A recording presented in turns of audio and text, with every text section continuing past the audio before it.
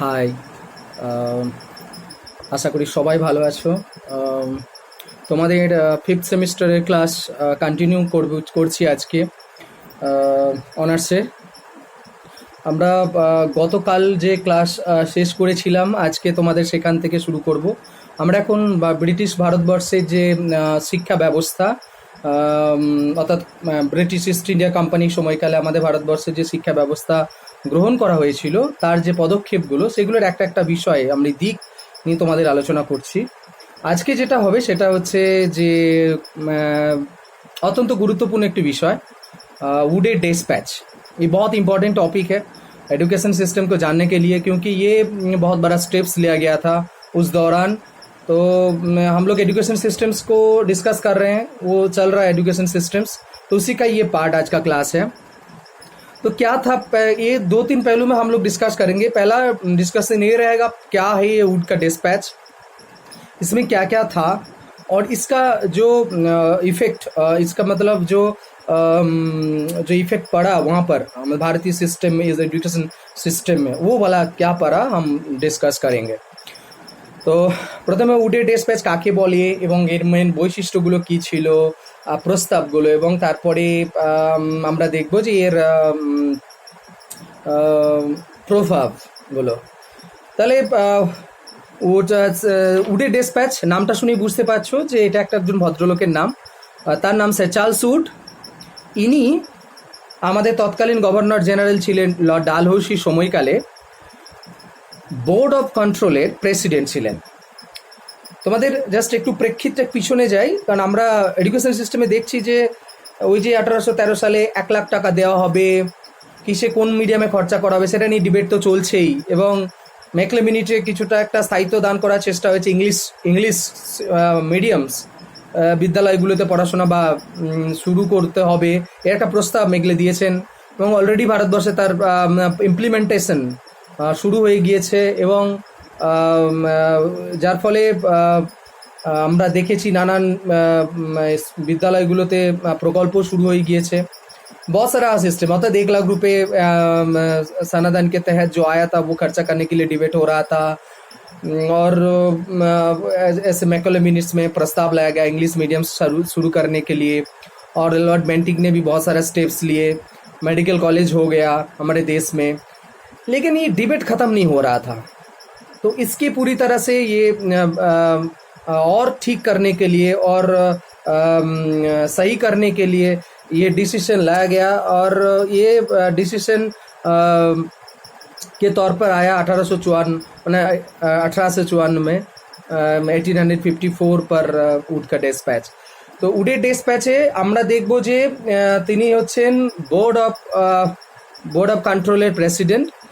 তিনি আমাদের governor general Lord ডালহৌসিকে বেশ কিছু প্রস্তাব দিয়েছিলেন তৎকালীন ভারতবর্ষের শিক্ষা ব্যবস্থায় কি কি পদক্ষেপ নেওয়া যেতে পারে সেই সংক্রান্ত। আমি সেই পদক্ষেপগুলো তোমাদের একটা করে আমি ডিসকাস করে দিচ্ছি।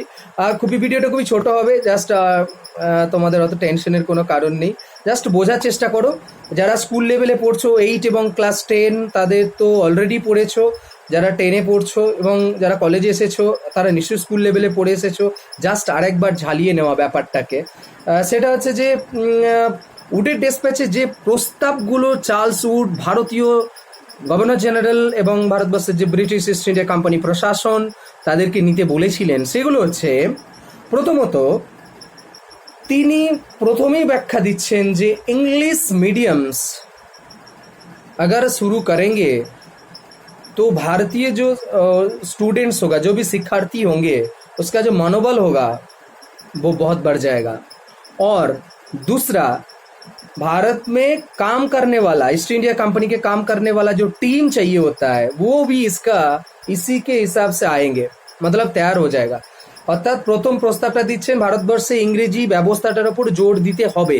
কারণও তিনি দেখাচ্ছেন, কারণ তিনি বলছেন ইংরেজি শিখলে নাকি মানসিকভাবে ভারতীয়রা অত্যন্ত শক্তিশালী হবেন, এবং সবথেকে বড় ইস্ট ইন্ডিয়া কোম্পানির একটা ফায়দা হবে, সেটা হচ্ছে যে তারা গভর্নমেন্ট চালানোর জন্য যে একটা বাঞ্চ দরকার, একটা লোক দরকার, লোকবল প্রয়োজন, সেটা তারা মেকআপ দিতে পারবেন। এখান থেকেই তাহলে তৈরি হবে একটা প্রস্তাব। তিনি ইংলিশের ওপরে জোর কেন দিতে চান প্রথম প্রস্তাবে তিনি বক্তব্য রেখেছেন। 2 নম্বর তিনি বলছেন যে ভারতবর্ষের শিক্ষা ব্যবস্থাটাকে ঢেলে সাজাতে হবে, अर्थात पूरी तरह से नए तरह से इसको सिस्टम को सजाना है। इसलिए क्या करना पड़ेगा, हर प्रदेश में एक एजुकेशन डिपार्टमेंट बनाएंगे, बनाना चाहिए, ये प्रस्ताव है। মানে হচ্ছে প্রত্যেকটা প্রদেশে একটা করে শিক্ষা দপ্তর স্থাপন করতে হবে, যাতে করে কারণ শিক্ষা দপ্তর স্থাপন করতে পারলে তাহলে তারা কন্ট্রোল করবে রাজ্যগুলোর শিক্ষা বিষয়গুলো, তারা নিজে দেখবেন। দপ্তরের হাত একটা স্বাধীন দপ্তর থাকলে কি হবে, তারা নিজ নিজ মতানুসারে কাজ করতে পারবেন, এমনি ইমপ্লিমেন্টেশন রাজ্য লেভেলে সেটা করতে পারবেন।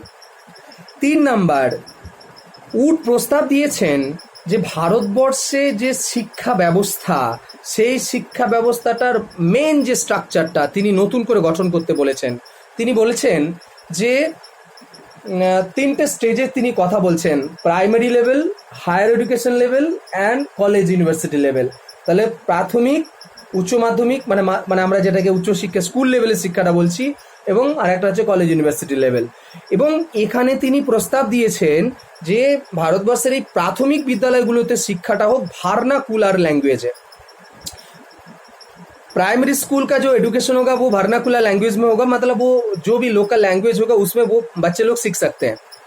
दूसरे स्टेज के लिए जो बोले गए हैं कि जो स्कूल लेवल होना चाहिए, वो बोलते हैं कि एंग्लो वर्नाकुलर, मतलब इंग्लिश भी रहेगा और भारतीय लैंग्वेज भी रहेगा। মানে তিনি বলছেন যে ইংরেজিও থাকবে এবং ভারতবর্ষের ভাষাটা থাকবে, মিক্স আপ করে স্কুল শিক্ষা ব্যবস্থাটার মাধ্যমটা হবে। 3 নম্বর তিনি বলছেন যে হায়ার এডুকেশনের মিডিয়ামটা পুরোপুরিভাবে ইংরেজি মাধ্যম হবে, অর্থাৎ তিনি কলেজ ইউনিভার্সিটি লেভেলের যে মাধ্যম বাচ্চারা যেটাতে শিখবেন, স্টুডেন্টরা যেটাতে শিখবেন, সেটা সম্পূর্ণরূপে ইংরেজি মাধ্যম হবে। অর্থাৎ তাহলে আমরা 3টে স্টেজ বুঝতে পারছি। একটা হচ্ছে প্রাথমিক লেভেল গঠন করবেন বলেছেন, দ্বিতীয় লেভেল তিনি স্কুল অর্থাৎ উচ্চ মাধ্যমিক মানে মাধ্যমিক উচ্চ মাধ্যমিক যেটা আমরা লেভেলটা বলি এখনকার দিনে, আর একটা হচ্ছে কলেজ যেটা কলেজ ইউনিভার্সিটি। এবং প্রাথমিকটা তাহলে কি মিডিয়াম বলেছেন, উনি বলছেন যে ভার্নাকুলার ল্যাঙ্গুয়েজ অর্থাৎ আমাদের দেশীয় ভাষা। 2 নম্বরটা স্কুল বলছেন ইংরেজিও চলবে, মানে আমাদের দেশীয় ভাষাতেও চলবে। 4 হাইয়েস্ট লেভেলটা কিন্তু কোনো আপোষ হবে না, ওয়াঁ পার ইংলিশই হোগা, ইংরেজি একমাত্র মানে মাধ্যম হবে। ভীষণ বড় সড়ো সিদ্ধান্ত এবং one of the most important steps for the modern education, মানে আমরা আসছি পরে। তো তারপরের যে প্রস্তাবটা দিচ্ছেন তিনি বলছেন যে প্রত্যেকটা জেলায় তিনি চাইছেন একটা করে সরকারি, মিনিমাম একটা করে সরকারি বিদ্যালয় তৈরি করা হবে বা তৈরি করা হোক, তার প্রস্তাব। এবং एकर अधिक होते पारे किंतु मिनिमम एकटा करे थाकबे और ये हर डिस्ट्रिक्ट में एक गवर्नमेंट स्कूल होना चाहिए, ये प्रस्ताव उड ने उनकी डिस्पैच में बोले। और उन्होंने बोला कि लंदन के यूनिवर्सिटी जो आरेकटा जो प्रस्ताव हायर एडुकेशन के लिए उन्हीं बोललेन, तो उन्हीं बोलছেন যে লন্ডনের ইউনিভার্সিটির ধাঁচেতে ভারতবর্ষে ইউনিভার্সিটি গড়ে তোলা হবে এবং তার লোকেশনও বলছেন যে মুম্বাই, মানে কলকাতা, মুম্বাই, মাদ্রাজ 3টি জায়গায় তিনি প্রস্তাব দিচ্ছেন, প্রাথমিক প্রস্তাব, যে সময় এলাকায় লন্ডন লেভেলের ইউনিভার্সিটি গঠন করা হবে এবং তার প্রস্তাবও তিনি এখানেতে দিয়েছেন।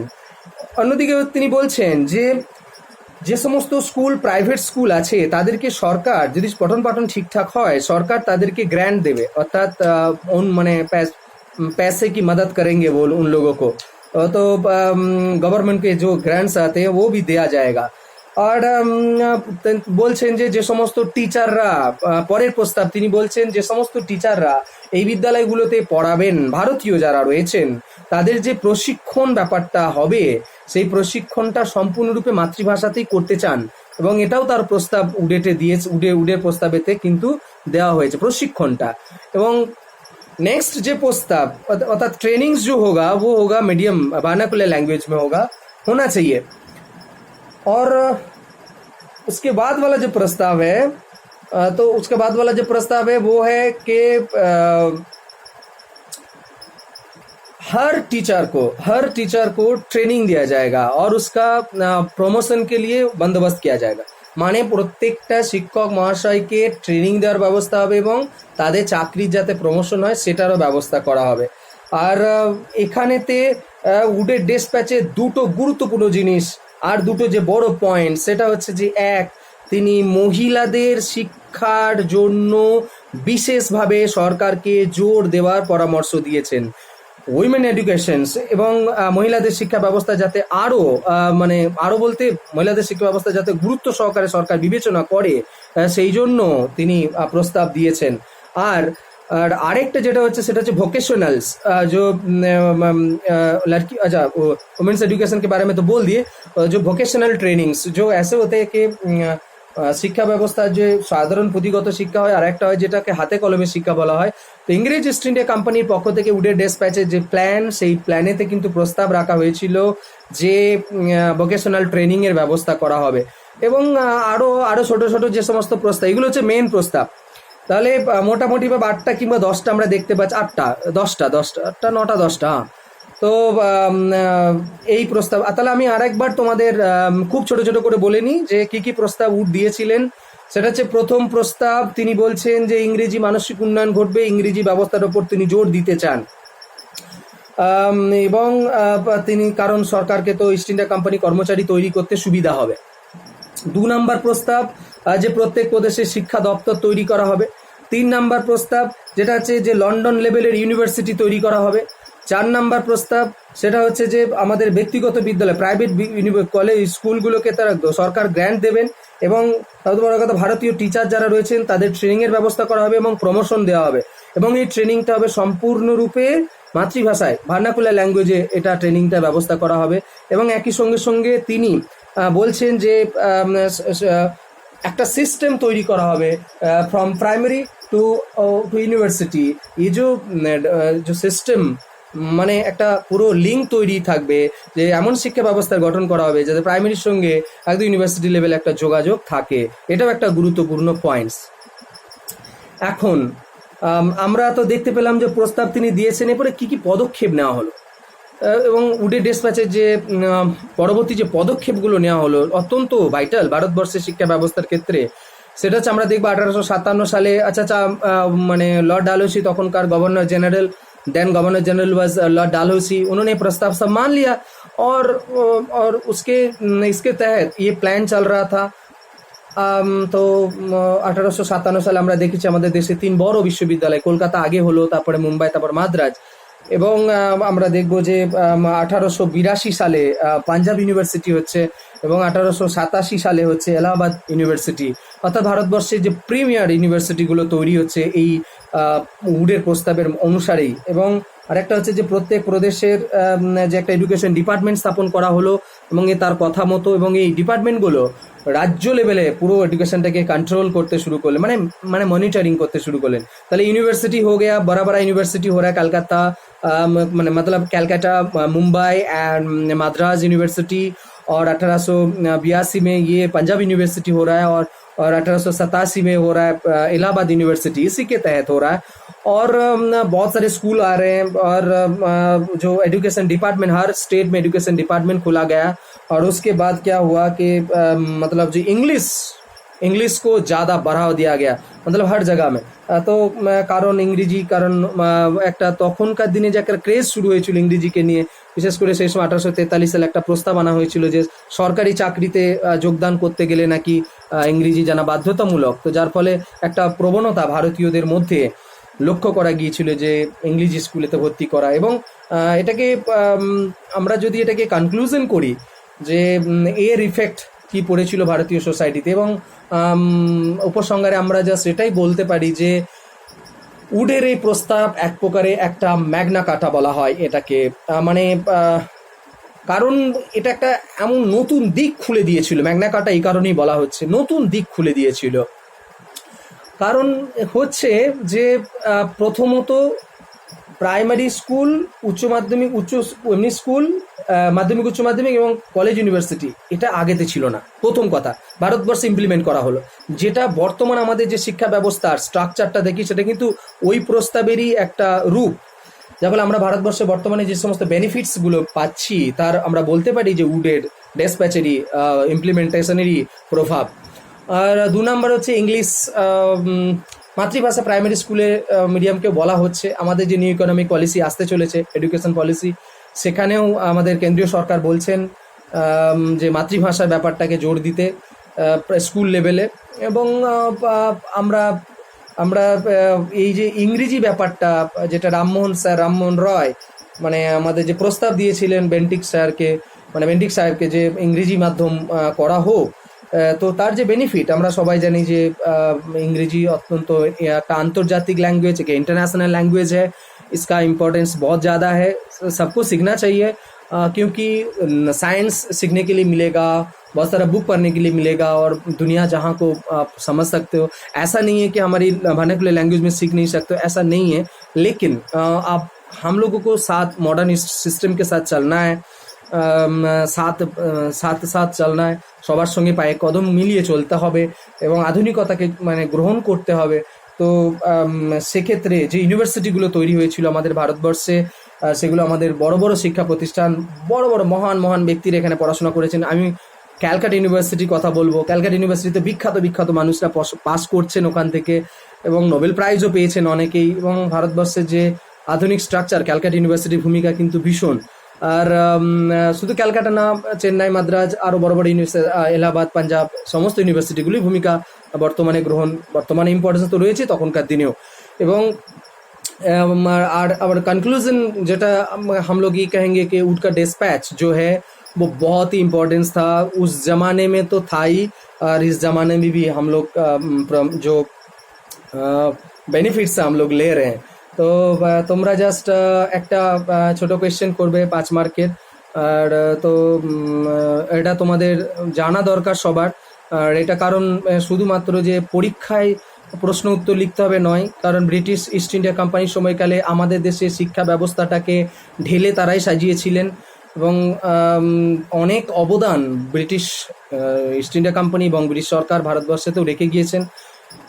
যদিও আমরা 200 বছর ধরে শোষিত হয়েছি, কিন্তু তাদের বেনিফিটস, মেরিটস, ডিমেরিটস সবেরই রয়েছে।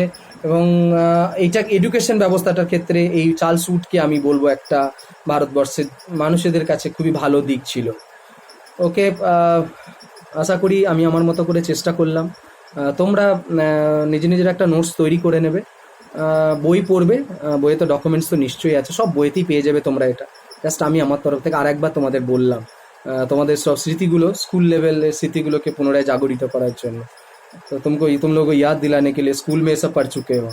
तो then next class will meet again. আশা করি পরের ক্লাসে আমাদের আবার দেখা হবে। ততক্ষণ পর্যন্ত সবাই সুস্থ থাকো, ভালো থাকো এবং সেফ থাকো। ওকে, বাই, থ্যাংক ইউ।